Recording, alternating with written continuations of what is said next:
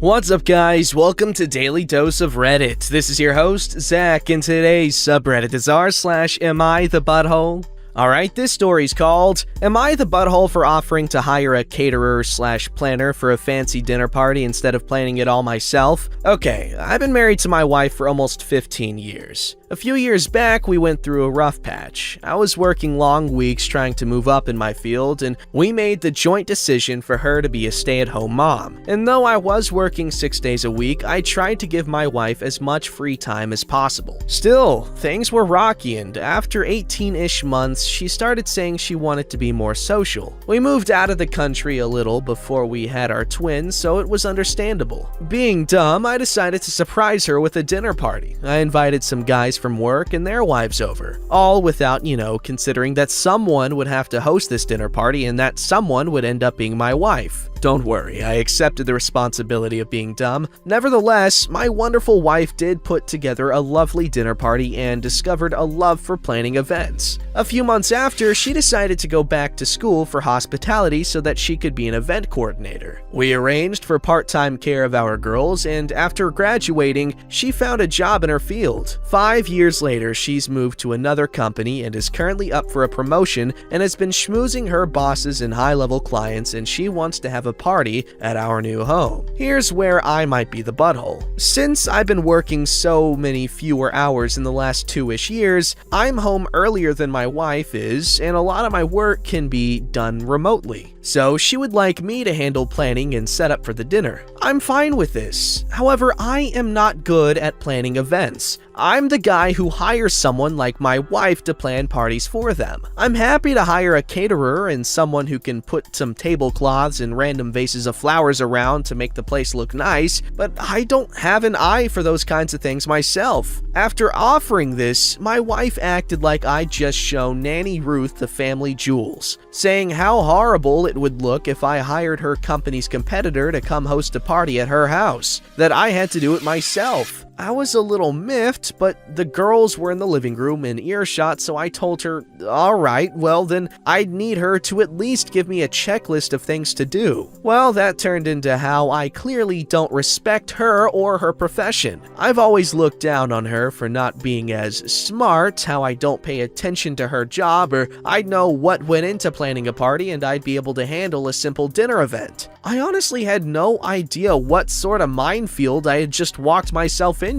I was at a loss, so I herded my girls upstairs so I could try to talk to my wife. But it's been 45 minutes and she's still on FaceTime with her sisters after not wanting to talk. I don't think I've ever done or said anything to make my wife think that I look down on her job. I try to be as supportive as I can, but maybe she's right and I'm not doing enough. Guys, give it to me straight. If I'm really being the butthole, please tell me so I can go grovel at my wife's feet. Edited to add, I hope this is allowed. Because people keep saying this, I truly had not considered what I suggested to be a bad look on her, because I wasn't exactly suggesting her direct competitor. Wifey works at one of those companies that does everything. They have in-house bakers, caterers, planners, a band, florists, etc. I was only planning to hire a restaurant to cater food and maybe someone to help me decorate. I'm already planning to apologize profusely. This is a weird one. Well, the verdict on here is that he's the butthole, but I don't know, he's trying really hard here. I get where she's coming from, about hiring a competitor, but this isn't something he's good at. This is something she's good at. And if she's trying to impress professional, event coordinators or whatever, then why would she want someone who doesn't know what they're doing to do it? I mean, she's stressed, obviously, so that's why she's kind of getting snippy with him, but yeesh. She's getting mad at him for not knowing how to do something that he's never had any need to know to do, right? That didn't make sense. I hope it did. It did enough. Alright, this story's called Update 2, Am I the Butthole for Offering to Hire a Caterer Planner to Host a Fancy Dinner Party Instead of Doing It Myself? So, since I last posted, I've had a chance to talk to my wife, and I have a game plan in place. I followed your advice, and the first morning after our argument and after our girls went to school, I did sit down and apologize to my wife. I told her I was so sorry to have made her feel like I wasn't being supporting enough. I cleared up the suggestion of hiring the competition and explained what I meant more clearly. I also gave her the floor and asked if she could tell me why she'd been so upset. If it was just because of the suggesting a competitor thing, or if there was something else going on that she could talk to me about anything. She has another coworker, whom I will nickname Kayla, who is also up for the same promotion, and only one of them will get it. The day of our argument, Kayla had snuck in her fiancé to set up a big brunch lunch thing for the office. Of course, my wife is stressed and she's been working very hard for this promotion, so her thought process was that I needed to step up and do the same as Kayla's fiancé did. However, I pointed out that we knew Kayla and knew her fiancé, and he is the main manager in charge of running a large-ish hotel in our city. Part of his job is also managing events that they have at the hotel, which happen often because the hotel is gorgeous and the perfect backdrop for weddings, conferences, fundraising dinners, etc. It clicked in her mind that my skill levels were not on par with Kayla's fiancé. We talked and I made us something to eat and then drove her to the office, even walked her inside and carried her coffee for her. I got to meet a few new faces, and my wife also introduced me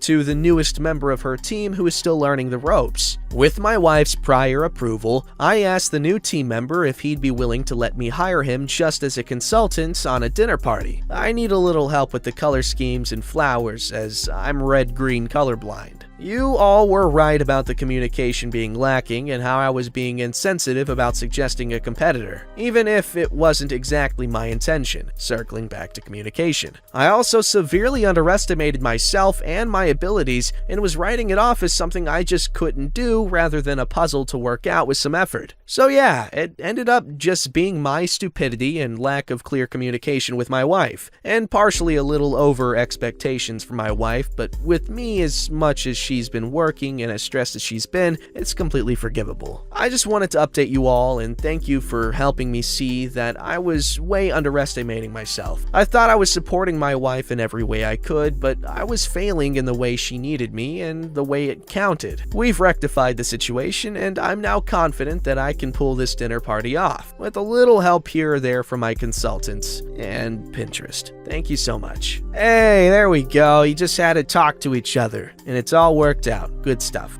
Alright, this story's called, Am I the Butthole for Always Wanting the Bottom Bunk? Okay, so throwaway account because this is a bit embarrassing. I, female 19, share a room with my younger sister, female 18. Because the room is relatively small, we share a bunk bed. We're pretty used to this arrangement, as we've had it since we were 13 and 14 respectively. I guess it would be 14 and 13 respectively, come on. And had an arrangement where we would swap the top bunk between us every month. The issue is, since we were 13 and 14, both of us have gained a lot of weight, so getting into the top bunk is difficult. It's especially difficult for me as I'm considerably heavier, to the point where I physically can't make it to the top bunk without exhausting myself totally, and climbing down is a pretty harrowing experience. As a result, I told my sister that I wanted the bottom bunk indefinitely until I can get my weight back down to a level I can climb up there without worrying I'm going to break it or myself. Obviously, losing weight can be quite a long, slow process, especially when previously you've had a lifestyle as unhealthy as mine, but this has been a real wake-up call for me. She said it's not a fair arrangement because she struggles climbing up as well, but it's totally not the same. She's slimmer than me, more physically fit, and I think a fair bit stronger. I don't doubt it's difficult, but I've never seen her as totally winded as I am after climbing up, or heard the bed creak like it does with me on it. I said it's non-negotiable and I'm not sleeping in the top bunk until I've lost around 30 pounds. She's called me selfish and unsympathetic, and it's my fault for getting so out of shape. We haven't spoken, aside from in really stilted terms, since we first had that conversation. I know it's petty, but am I the butthole? On one hand, I hate putting her in a difficult situation, but on the other hand, I don't think it's as dangerous for her as it is for me, and I really don't think I fit on the couch. Also, it's really difficult talking about my weight in difficult terms, so please stow your comments about that. I know it's unhealthy, I know I shouldn't have let it get to this point, but I'm trying to work on it, and I don't need Reddit to tell me what I already know. This is a weird one. Honestly, like, I would say you're the butthole, but like, if this is like a safety thing, then I really think your sister should be a little nicer about this. But you do need to, like, you know, you actually got to work on your weight and not just be like, oh, I'm working on it, but not be, you know what I'm saying? I don't know.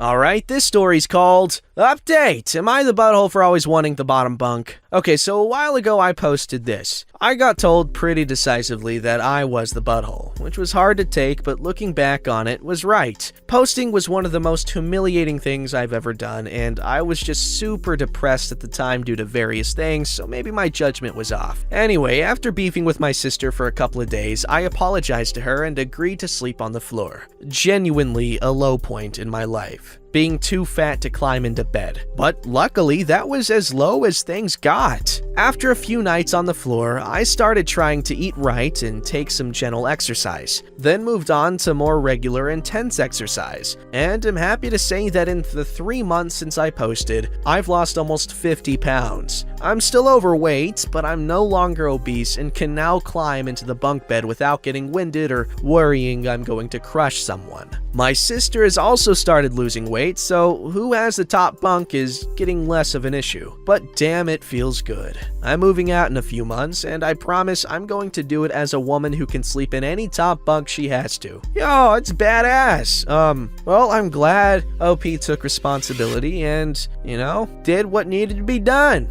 Alright, this story's called, Would I Be the Butthole for Not Telling My Mom That My Stepmom Is Adopting Me? Sorry, I'm on mobile. So I, 24 female, do not have a good relationship with my biological mom. Our relationship is tolerable due to her living a couple of states away and us only talking once or twice a month. I have a very good relationship with my dad, and we are extremely close as a result. My dad will be officially marrying my stepmom before this year ends, but she's been in my life since I was 13, 14. She's always been like a mother to me, even when she and my dad weren't together anymore. They were broken up for a few years and got back together almost 3 years ago. And I view her as my mom, her daughters as my sisters, etc. I want to honor her as my mom, and she's more than happy to adopt me, so we'll be moving forward with the process soon. I don't plan to tell my bio mom beforehand because I kinda don't want to deal with it. I would, however, make the announcement via social media once everything is official, and my biological mom would be finding out that way.